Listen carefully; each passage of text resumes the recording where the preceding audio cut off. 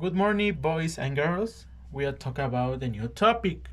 Is the second conditional. So the last session, or well, the last classes, we are talk about the zero conditional. Okay. So the zero conditional, what is the rule or what is the use? Remember, we are talking about the things which always happen under certain conditions. Es decir, que el cero condicional hablamos de las cosas que van a pasar, pero en una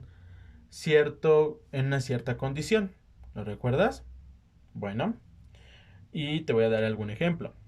For example, if it rains, we get wet. Es decir, una acción y una consecuencia. Es decir, que si llueve, nosotros nos vamos a mojar. ¿De acuerdo? So, we are talking about the next part of the first conditional. The first conditional. We use to talk about action in present that will or won't have consequences in future. Remember the use of the first conditional is used to talk about action in present that will or won't have consequences in the future. Es decir, que habla de acciones en presentes que van o no van a tener consecuencias en el futuro. Y usando el mismo ejemplo. If it rains, I will stay at home. Estoy dando el mismo ejemplo usando rains, ¿de acuerdo? ¿Cuál sería su traducción? Si llueve, yo estaré en casa.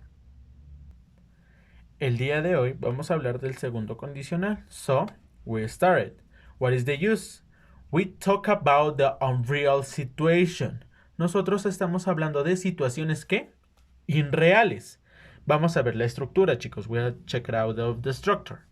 We can use the if, past simple, subject, will or want, and verb.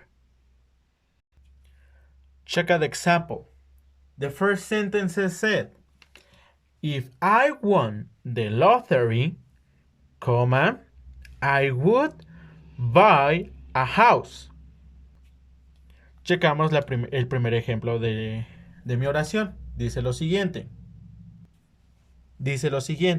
En mi oración, si ganara la lotería, yo compraría una casa. Check the verb. The first verb is in past simple. Okay? And the next sentences, the next verb is buy, but in infinitive. Boys and girls, we can change these sentences in negative? Yes or no? It's the same example, but in this case, we are talking about in negative form. Okay? So, the first part said, if I didn't win the lottery, comma, I wouldn't buy a house. Dice lo siguiente en mi oración. Si yo no ganara la lotería, yo no compraría una casa. Recuerden, chicos, que la primera oración tiene que estar en su forma simple.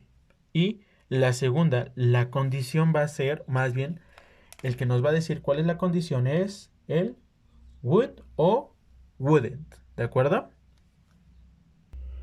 In this case, we are talking about in interrogative form. So, check out the structure.